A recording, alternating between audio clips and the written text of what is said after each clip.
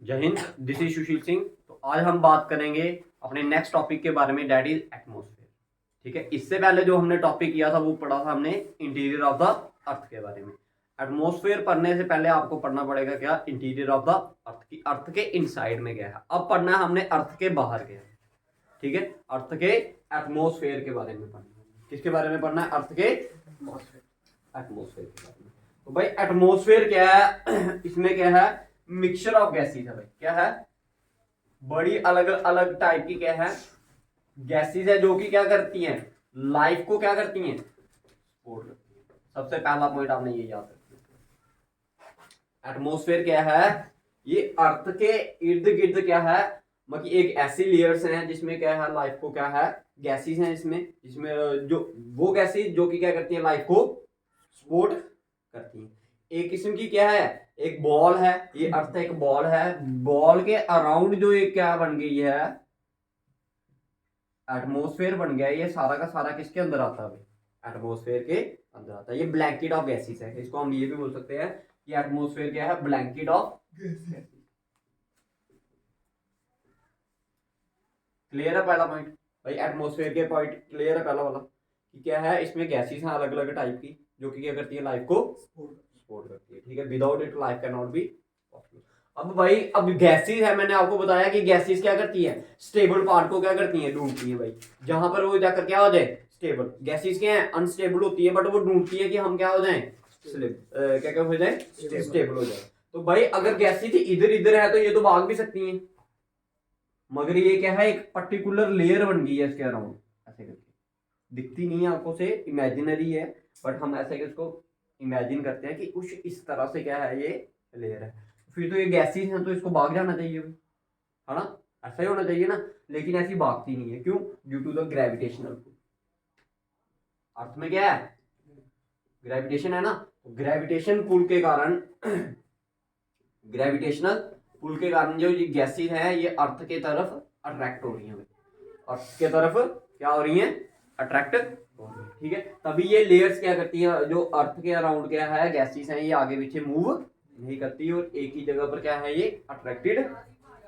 ठीक है, अब ये अगर मैं बात करूं कि कितनी फैली है भाई, अर्थ के सरफेस से, अर्थ के सरफेस से up to 1000 kilometre, up to 1000 kilometre तक क्या है, ये फैली हुई है भाई। 1000 किलोमीटर, जैसे इधर से मैं 1000 किलोमीटर तक ऊपर जाऊंगा तो ये क्या है, एटमोसफेयर उधर तक है, ये हद उधर तक।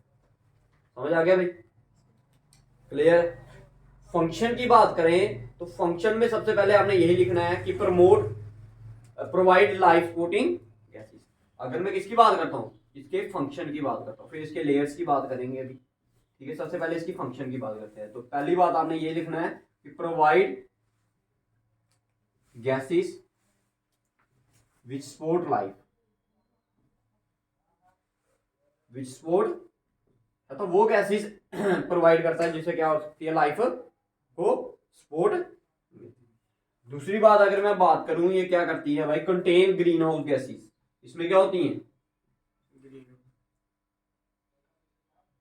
अब ग्रीन हाउस गैसेस कौन सी होती हैं भाई, जैसे कार्बन डाइऑक्साइड होगी, क्लोरोफ्लोरोकार्बन होगी, मिथेन होगी आपके, ठीक है, वाटर वेपर्स हो गए।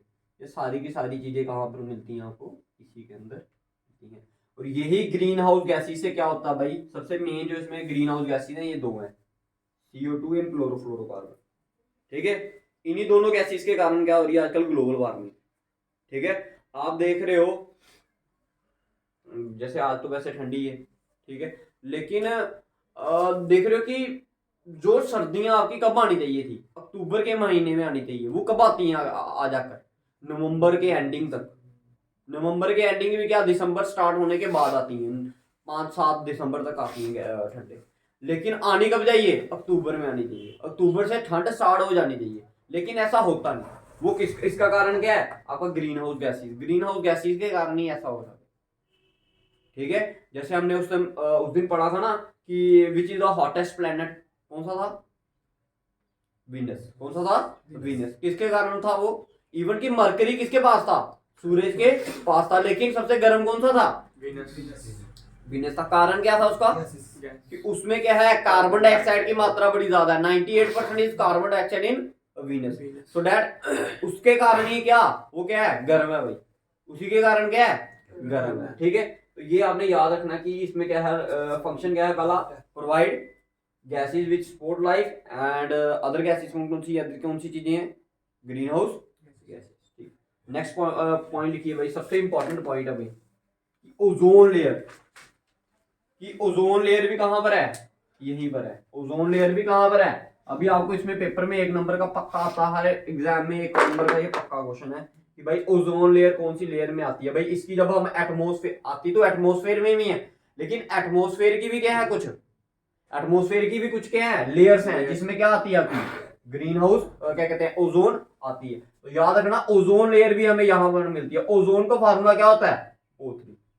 ओजोन लेयर भी कहां पे मिलती है हमें, एटमोस्फेयर में। भाई ये क्या करती है, हमें प्रोटेक्ट करती है, क्या करती है, प्रोटेक्ट करती है। जो सूरज में से क्या निकलती है, कौन सी रेस निकलती है सूरज में से, यूवी रेस। यूवी रेस का मतलब अल्ट्रावायलेट रेस निकलती है। क्लियर है। इसमें मैंने आपको बताया कि क्या होते हैं, वाटर वेपर्स। अगर बताओ एटमोस्फेयर में वाटर वेपर नहीं होंगे तो क्या होगा, अगर एटमोस्फेयर में वाटर वेपर नहीं होंगे तो क्या होगा, बारिश होगी, जब बादल ही ना रहे। हाँ नहीं, वाटर पेपर के बादल कैसे बनेंगे, वाटर पेपर से ही बनेंगे ना, पानी से बनेंगे। लेकिन जब एटमोस्फेयर में पानी नहीं है तो बारिश होगी, नहीं होगी। तो ठीक है, तो इसमें आपने याद रखना वाटर वेपर भी होते हैं, जिससे क्या होती है, रेनफॉल। क्लियर। अब सबसे मेन चीज इसमें जो 1 नंबर का इधर से भी आ सकता है, अभी इनमें से ये क्या है, सिर्फ समझने के लिए अच्छा है, एग्जाम के विद रिस्पेक्ट में नहीं आएगा इसमें से। अभी मैं बताऊंगा तुम्हें एग्जाम के विद रिस्पेक्ट में क्या है। ठीक है, तो सबसे पहले इसका लिखिए कंपोनेंट ऑफ एटमोस्फेयर। देखो कंपोनेंट ऑफ एटमोस्फेयर भाई 1 नंबर का यहां से आता है।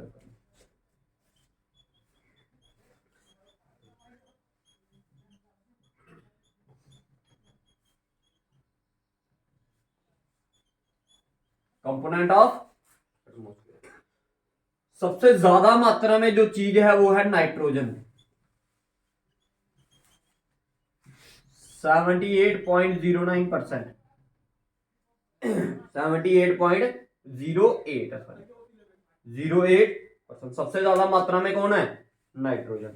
उसके बाद लिख लीजिए दूसरे नंबर पर ऑक्सीजन, कितनी है, 20.95, लगभग लगभग 21% है। कहीं पेपर में आपको इधर क्या लिखा होगा, 21% भी, क्योंकि लगभग लगभग ये क्या है, 25 ही है, 21 ही है। ठीक है, दूसरे नंबर पे याद रखना आपने ऑक्सीजन। अगर पेपर में सबसे ज्यादा पूछा जाए विच gas is present in maximum amount, that is nitrogen, after that oxygen की वैल्यू याद रखना। ठीक है, 78% और ये 20.95, और लगभग लगभग पेपर में कई बार इसको क्या पूछ लेते हैं, 21% पूछ लेते हैं। ठीक है, उसे oxygen is present in the atmosphere in what amount, that is 21% और 20.95%। क्लियर है। नेक्स्ट पॉइंट लिखिए इसमें, थर्ड जो चीज है इसमें वो क्या है, आर्गन, ARG। आर्गन एक क्या है आपकी, नोबल गैस है। क्या है आपकी, नोबल गैस। और नोबल गैसेज वो गैसेज होती हैं जो किसी के साथ रिएक्ट नहीं करती भाई।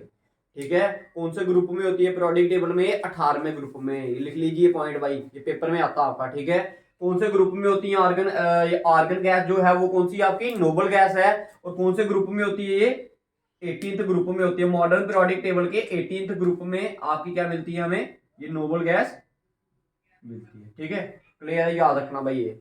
ठीक है, इसके बाद लिखिए 4th नंबर पे जो है आपकी वो है carbon dioxide, CO2, that is present in 0.038%, 0.038%। ठीक है, याद रखने वाली यही दोनों चीजें हैं, nitrogen and oxygen, nitrogen and oxygen 78 और अदर वन इज 20.95, लगभग लगभग ये अप्रोक्सीमेटली इक्वल टू 21%। अब जो लास्ट है इसमें 5th one, that is inert gases. क्या है ये, इनर्ट गैसेस। इनर्ट गैसेस मतलब कि जो बहुत ही ज्यादा क्या, कम मात्रा में, जो बहुत ही ज्यादा क्या, कम मात्रा में। वो लिख लीजिए कौन कौन सी है, नियॉन, लिखिए नियॉन, हीलियम, क्रिप्टॉन,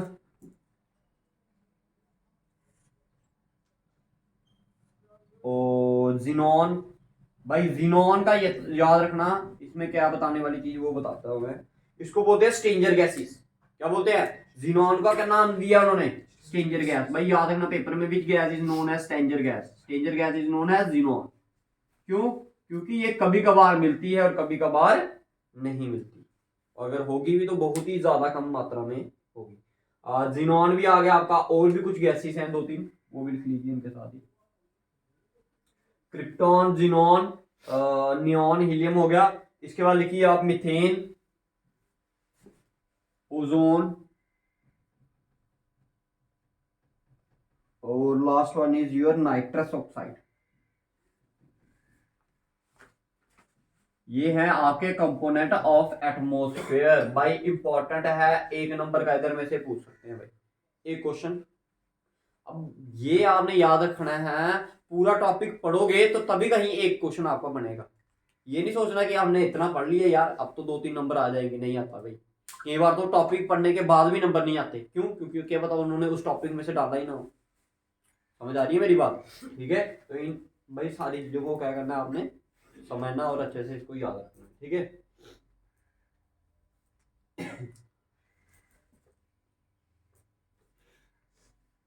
अच्छा एक पॉइंट और लिख लीजिए भाई। देखो जब भी अर्थ क्यूब आता है भाई, जब भी क्या आता है, अर्थ क्यूब के बारे में पढ़ा चुका हूं आपको मैं। ठीक है, जब भी अर्थ क्यूब आता है तो एक गैस निकलती है हवा में बड़ी ज्यादा अमाउंट में।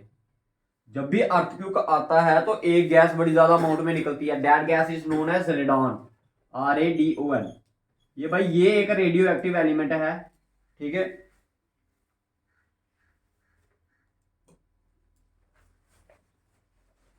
अच्छा रेडियो एक्टिव एलिमेंट क्या होते हैं भाई? ब्रेक डाउन होता है। रेडियो एक्टिव एलिमेंट क्या होते हैं भाई? वो एलिमेंट जो जिनका हम किस में यूज करते हैं आप, न्यूक्लियर टेस्ट में आप इसका यूज करते हो, उनको हम बोलते हैं रेडियो एक्टिव एलिमेंट्स। ठीक है, जब भी अर्थक्वेक आता है तो रेडियो एक्टिव एलिमेंट क्या करते हैं? टूटते हैं एटमॉस्फेयर में, जिससे क्या होती है? एक गैस रिलीज होती है जिसका नाम क्या है? Radon gas. जब भी क्या आएगा? अर्थक्वेक आएगा। पूछते हैं पेपर में, जब भाई अर्थक्वेक आता है तो कौन सी गैस ब्रेक डाउन होती है, कौन सी गैस सबसे ज्यादा अमाउंट में निकलती है? That is radon. एटमॉस्फेयर में इसकी जो अमाउंट होता है वो क्या कर जाता है? बढ़ जाता है। ठीक है, ये याद।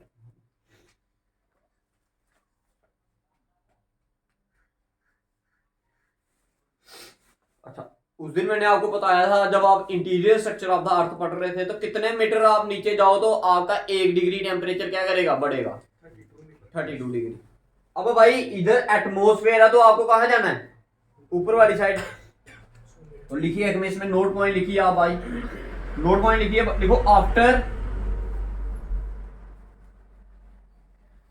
After increase of every, after increase of every, after increase of every 165 metre, जब 165 मीटर ऊपर जाओगे, 165 मीटर आप किस तरफ जाओगे? अपवर्ड मूवमेंट करोगे भाई, तो आपका 1 डिग्री टेम्परेचर क्या हो जाएगा? कम होगा, बढ़ेगा? डिक्रीज होगा भाई। जब आप एटमोसफेयर के ऊपर वाली तरफ जा रहे हो तो क्या होगा? ऑब्वियसली क्या होगा? डिक्रीज होगा। जब धरती के नीचे वाली तरफ जाओगे तो उधर मेंटल है, हीट अप हो गए। जब ऊपर वाली साइड जाओगे तो क्या होगा? ठंडा ही होगी। ठीक है, क्लियर है भाई? ठीक है, ये सिर्फ ट्रोपोस्फेयर में होता है भाई। ट्रोपोस्फेयर क्या है अभी बताऊंगा आपको मैं। ठीक है, ये लेयर्स ऑफ एटमॉस्फेयर क्या है? ये लेयर्स ऑफ एटमॉस्फेयर। इधर तक बताइए भाई, अगर किसी को कोई दिक्कत है तो इसके बाद मैं पढ़ाऊंगा आपको क्या? Layers of atmosphere. बताइए ट्रोपोस्फेयर भी जानता? ट्रोपोस्फेयर एक लेयर है किसकी? एटमॉस्फेयर की। इसके बाद मैं पढ़ाता हूँ अभी आपको। ठीक है, तो एक फर्स्ट लेयर है किसकी? एटमॉस्फेयर की। ठीक है, तो अगर आप इसमें 165 मीटर तक ऊपर जाओगे, जब आप 165 मीटर ऊपर जाओगे तो 1 डिग्री टेम्परेचर क्या हो जाएगा आपका? कम हो जाएगा। क्या हो जाएगा? कम हो जाएगा। वहां की ऊपर क्या है? ठंड। नीचे वाली तरफ क्या है? गर्मी। क्लियर? इसको नॉर्मल लैपेस रेट बोलते हैं। क्या बोलते हैं? नॉर्मल लैपस रेट बोलते हैं। ठीक है, ये हो गया आपका, ये हो गया, मिटा दो इसको। ठीक है, इसके बाद लिखिए layers of atmosphere.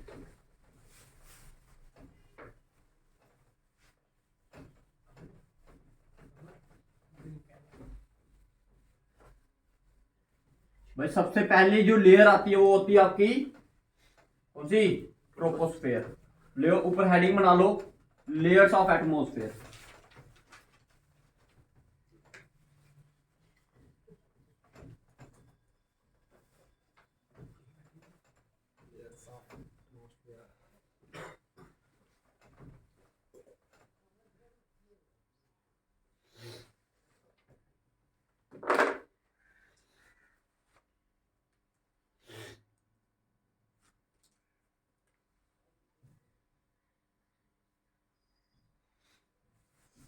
Layers of atmosphere. सबसे पहली लेयर जो है वो लिखो, जो डेट इज ट्रोपोस्फेयर। सबसे पहली वाली जो लेयर है उसको हम बोलते हैं क्या? ट्रोपोस्फेयर। भाई इनमें से क्वेश्चन आता है, ठीक है। अगर ये अर्थ का सरफेस है, भाई ध्यान से समझना, ये अर्थ का क्या है? अगर सरफेस है, जहां पर हम बैठते हैं, जहां पर खड़े हुए हैं हम, ये अर्थ का क्या है? अगर मान लो आपके है सरफेस है, ठीक है। तो याद रखना है ये कितने डिस्टेंस तक फैली हुई है भाई? 8 से लेके 10 किलोमीटर तक। 8 से लेके, अगर जमीन से हम ऊपर जाएंगे कितना? 8 से लेके 10 किलोमीटर तक ऊपर जाएंगे तो भाई कौन सी लेयर मिलेगी आपको? ट्रोपोस्फेयर। कौन सी मिलेगी? ट्रोपो। भाई ये बनाते हैं ना डायग्राम, तभी समझ आएगी आपको, ठीक है। ठीक है, 8 से लेके 10 किलोमीटर तक अगर आप कहां जाओगे? सरफेस के ऊपर वाली तरफ जाओगे तो आपको कौन सी लेयर मिलेगी? ट्रोपोस्फेयर मिलेगी। क्लियर है भाई? अब भाई देखो, क्या अर्थ हर एक जगह से एक जैसी है क्या? ठीक है। तो भाई इसका पोल से जो डिस्टेंस होगा वो अलग होगा, और दूसरी सॉरी 16 है, 8 to 16, ठीक है। तो भाई इसका याद रखना, आल्टीट्यूड कितना है from the surface is 8 to 16 kilometre.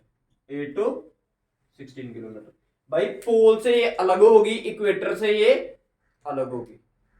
समझ आ रही है मैं क्या बोल रहा हूं? पोल पे जो इसकी हाइट होगी ना वो अलग होगी, और इक्वेटर पे क्या होगी? अलग। अब पोल और इक्वेटर क्या होता है ये समझिएगा। ये आपकी अर्थ है ना, अगर इसको मैं सेंटर में से काटूंगा तो ये जो 0 डिग्री होता है इसको बोलते हैं हम क्या? इक्वेटर। पेपर में ये भी पूछा जाता है कि which latitude divides the earth into 2 equal part. कौन सा ऐसा लैटिट्यूड है जो अर्थ को 2 इक्वल पार्ट में क्या करता है? काटता। तो that is known as equator. और कौन सा इक्वेटर? 0 डिग्री। फिर ऐसे करके चलते जाते हो, 1 2 3 4 ऐसे ऐसे करके बढ़ते जाओगे, तो ये वाला पॉइंट होगा इसको बोलते हैं हम 90 डिग्री। क्या बोलते हैं? 90 डिग्री। और दैट इज नोन एज पोल। भाई अब इधर से अगर मैं अर्थ के एटमॉस्फेयर की तरफ जाऊंगा तो इसकी क्या होगा? ये बड़ा है, देखो ना ये दूर है ना, इधर से क्या होगा? ये इसका डिस्टेंस होगा जो इसका पोल पे डिस्टेंस है, और कौन सा है? जो आपका इक्वेटर पे है। इक्वेटर पे है आपका, इसका हाइट कितनी होगी? लगभग 16 किलोमीटर के करीब। और इसकी थिकनेस बोलते हैं ये। इधर ये क्या होता है? थिक होती है लेयर। इधर क्या होती है? लेयर मोटी होती है। और इधर से पोल पे क्या होती है? ये थिन होती है। थिन में इधर आ जाएगा आपका 8 किलोमीटर। कितना आएगा? 8 किलोमीटर। ये कम होती है, ठीक है। क्लियर है भाई? पहला पॉइंट क्लियर है सभी को? ठीक है, क्लियर है। दूसरा पॉइंट लिखो इसमें, नॉर्मल लैपेस रेट मिलता है आपको। क्या? नॉर्मल लैपेस। नॉर्मल लैपेस रेट बताया अभी आपको कि 165 मीटर ऊपर जाओगे तो 1 डिग्री टेम्परेचर क्या होगा? डिक्रीज होगा। क्या होगा? Decrease. That is known as normal lapse rate.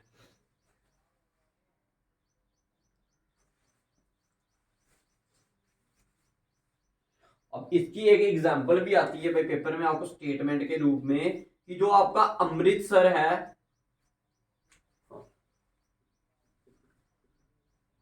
जो आपका क्या है? अमृतसर है, और जो क्या है? शिमला। दोनों सेम लैटिट्यूड पे हैं। भाई लैटिट्यूड दोनों का क्या है? सेम। लैटिट्यूड मतलब कहने का, मैं आपको समझाने के लिए इसको यूज करता हूं। जैसे सपोज कर लो ये आपका लैटिट्यूड कौन सा आ रहा है आपका? मान लो 25 डिग्री आ रहा है। क्या आ रहा है? 25 डिग्री, ठीक है। अमृतसर आपका कहा? मान लो यहां पर। शिमला भी कहां पर है? यहां पर। मगर शिमला में क्या है? आल्टीट्यूड ज्यादा है। हाइट क्या है शिमला की? ज्यादा।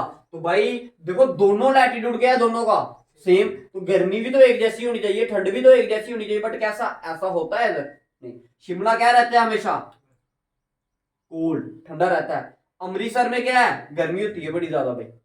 सर्दियों में तो होगी, लेकिन जब गर्मियों की अगर मैं बात करूंगा, अमृतसर में तो क्या होगी, गर्मी होगी, लेकिन शिमला में भी गर्मी होगी, बट उतनी नहीं होगी, ठंडी होगी लगभग लगभग। ठीक है, ये किसके कारण होता है, this is due to the normal lapse rate. Same latitude पे होने के कारण भी ये क्या, एक चीज गर्म है एक चीज क्या है ठंडी, this is due to the normal lapse rate, this is due to the normal lapse rate. ये जो शिमला है आप, ये क्या है, हाइट पे है, इसका अल्टीट्यूड क्या है, ज्यादा है। अमृतसर का क्या है, कम है, इसकी हाइट पे क्या है, मीन सी लेवल से ये क्या है, थोड़ा कम है, ठीक है, पास है, तो इसलिए ये क्या है, गर्म होता है, ये क्या होता है, ठंडा होता है। इवन कि दोनों एक ही टेम्परेचर पे है, दोनों एक ही जगह पर है, दोनों एक ही लैटिट्यूड पर है। ठीक है, समझ आया भाई ये पॉइंट, ठीक है, समझ आया, एक जगह पर ठंड क्यों, दूसरी जगह पर गर्मी क्यों। ठीक है, जल्दी कर।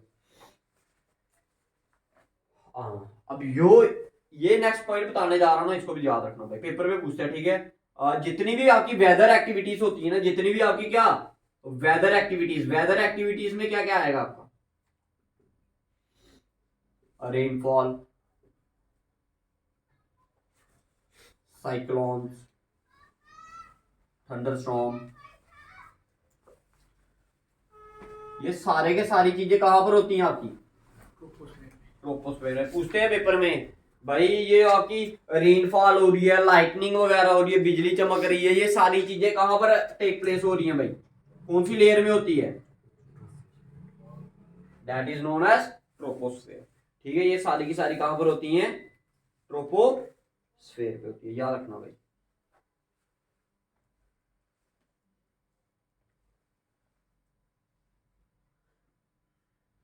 ठीक है, जेट स्ट्रीम्स, जेट स्ट्रीम्स भी हमें कहां पर मिलती हैं, इधर ही मिलती है। ठीक है, जेट स्ट्रीम्स भी कहां पर मिलती हैं हमें, ट्रोपोस्फेयर में मिलती है। क्लियर है भाई, क्लियर है पॉइंट इतने, ठीक है।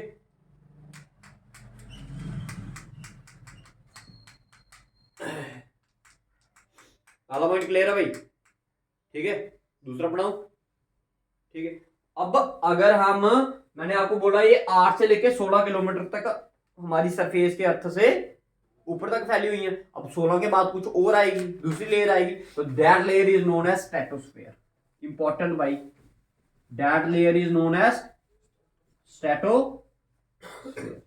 उस लेयर को आप क्या नाम देते हो, स्ट्रेटोस्फेयर नाम देते हो। ठीक है,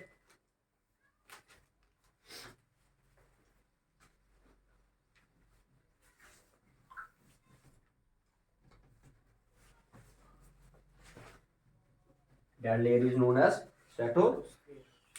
ठीक है, अब 16 के बाद जो 50 किलोमीटर तक ऊपर तक फैली है, वो कौन सी लेयर है आपकी,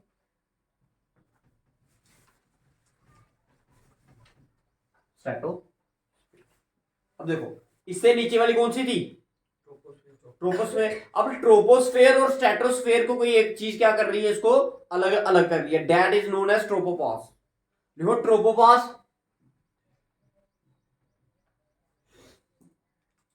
tropopause separate, tropopause separate troposphere and stratosphere.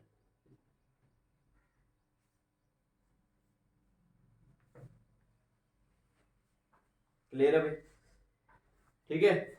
Tropopause क्या करता है भाई, सेपरेट करता है किस किस को, स्ट्रेटोस्फेयर और, क्लियर है भाई।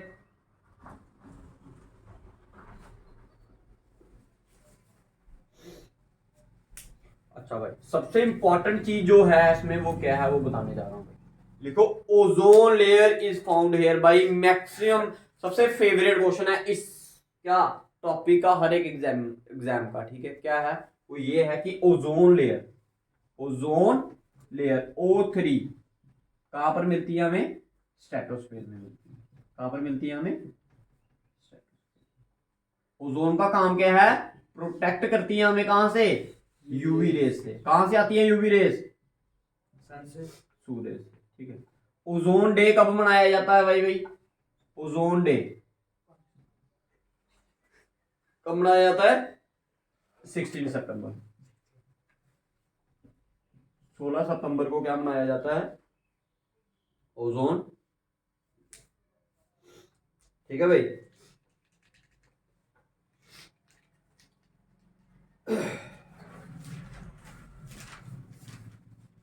अच्छा भाई, जो आपके जहाज वगैरह उठते हैं ना, वो भी कौन सी लेयर में उठते हैं? ठीक है, इसलिए क्योंकि इधर हवा का जो हवा होती है ना, विंड वगैरह क्या होती है, वो बड़ी धीरे हो जाती है। विंड वगैरह क्या हो जाती है, धीरे। तो भाई ये आइडियल कंडीशन प्रोवाइड करती है, ये लेयर आइडियल कंडीशन क्या करती है, प्रोवाइड करती है किसके लिए, फ्लाइंग एरोप्लेन। क्लियर है भाई? भाई क्लियर है?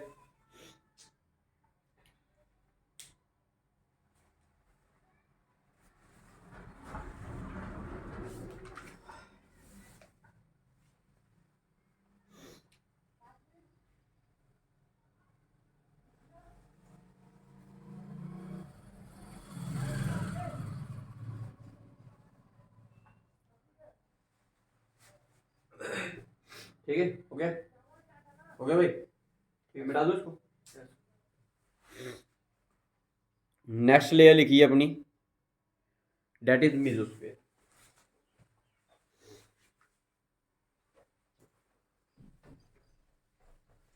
देखो 0 से 50 एक होगी, 0 to 16 एक होगी, 0 से 16 क्या होगी, एक। हाँ, 0 to 16 एक होगी, 0 to 16 होगी आपकी कौन सी, ट्रोपोस्फेयर। Then 16 to 50 stratosphere. अब 16 से जो ऊपर वाली होगी ना, 50 से ऊपर वाली 80 तक, ठीक है, 80 तक कौन सी होगी आपकी, दैट इज नेक्स्ट मेसोस्फीयर। कौन सी होगी भाई, याद रखना, ओजोन के लिए बार बार बता रहा हूं मैं आपको।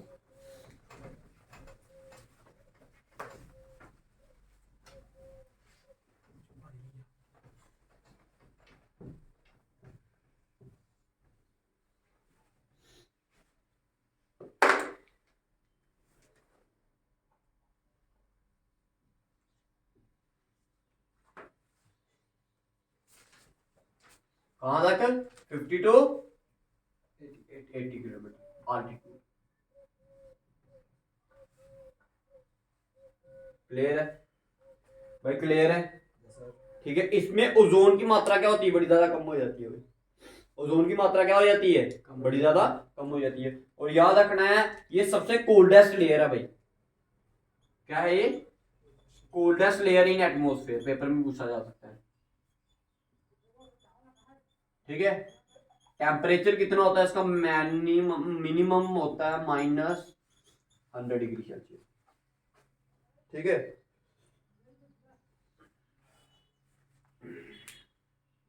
ठीक है।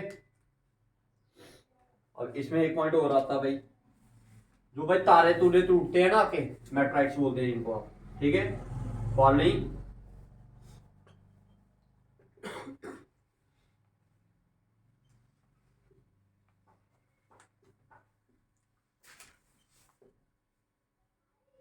भाई, वो इधर ही आके क्या कर जाते हैं, जल जाते हैं भाई। कौन, फॉलिंग, जो तारे वगैरह टूटते हैं, शूटिंग स्टार्स बोलते हैं जिन्हें आप, ठीक है।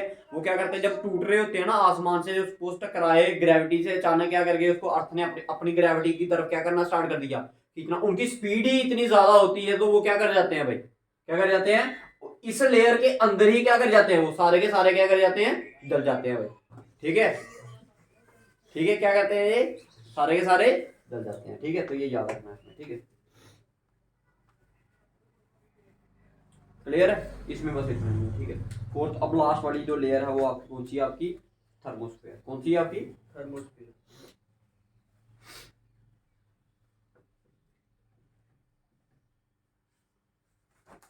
थर्मोस्फेयर में दो पार्ट आते हैं आपके, एक आता है आइनोस्फेयर और एक आता है आपका एक्सोस्फेयर। ठीक है, याद रखना, इसमें दो पार्ट आएंगे आपके, आइनोस्फेयर एंड एक्सोस्फेयर। आल्टीट्यूड लिख लीजिए भाई इसका, 640 किलोमीटर तक फैली होती है, 640 किलोमीटर तक, आसमान से 640 किलोमीटर तक कौन सी फैली होती है आपकी। ठीक है,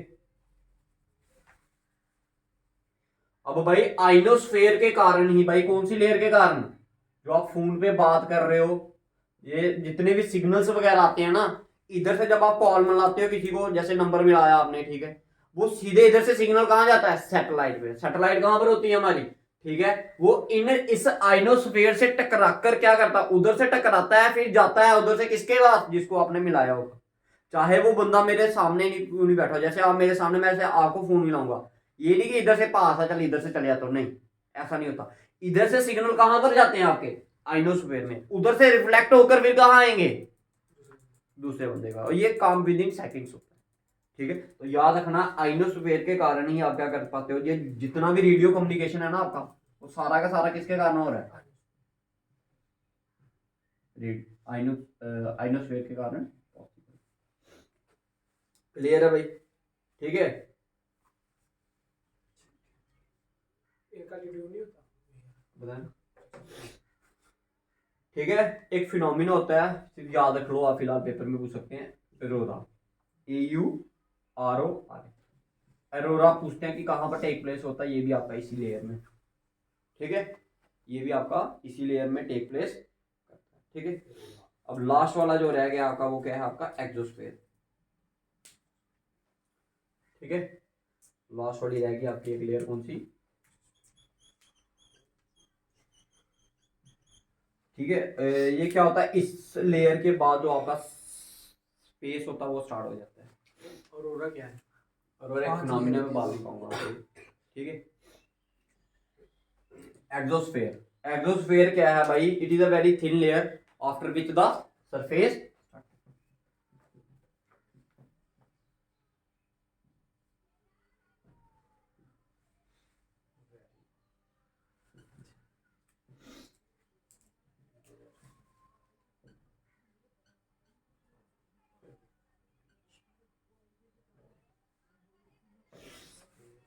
ठीक है, स्पेसशिप वगैरह हमें यहाँ पर मिलेंगे, ठीक है।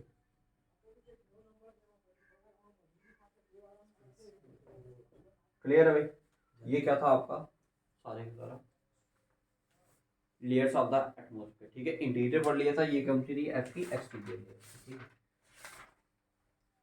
इसका बोलेंगे बस 1000 किलोमीटर तक, उसके बाद क्या आपकी दूसरी लेयर स्टार्ट हो जाएगी, ठीक है।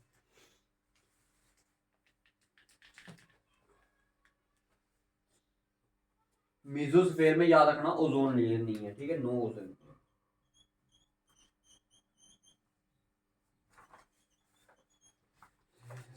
ठीक है। एरोरा कहां पर टेक प्लेस होता है भाई, आइनोस्फेयर में, पेपर में पूछते हैं, ठीक है। और इसमें क्या है, थिनेस्ट लेयर अगर आपको पूछा जाए तो वो कौन सी है, एक्सोस्फेयर, ठीक है। क्लियर है भाई। अच्छा, एक पेपर में क्वेश्चन आता है, इसके रिलेटेड नहीं है बट आपने याद रखना है भाई, ठीक है। लिखो, gravitational pull is maximum at pole, gravitational pull is maximum at pole. भाई पोल पे सबसे ज्यादा अर्थ की ग्रेविटी क्या होती है, ज्यादा होती है, अर्थ की ग्रेविटी सबसे ज्यादा कहां पर होती है, जो ग्रेविटेशनल पुल है, ठीक है। एक तरफ लिख रहा हूं मैक्सिमम, एक तरफ लिख रहा हूं मैं मिनिमम। मिनिमम होती है आपकी इक्वेटर पे, और मैक्सिमम होती है आपकी पोल पे। भाई एक नंबर का क्वेश्चन है ये, इंपॉर्टेंट, ठीक है भाई, समझ आ गया भाई सभी को, ठीक है। तो ये क्या था, outer layer of the atmosphere, मतलब जो हमने अर्थ के इंटीरियर पढ़ा था। अब इसके बाद जो हमने लेयरें पढ़ी वो कौन सी थी आपकी, बाहर वाली, ठीक है। इधर तक किसी को कोई परेशानी है तो बताइए भाई, एक बार पढ़िए इनको। चार ले रहे हैं, हाँ, फिर लास्ट वाली में 2 पार्ट में डिवाइड हुई है, आइनोस्फेयर एंड एक्सोस्फेयर में।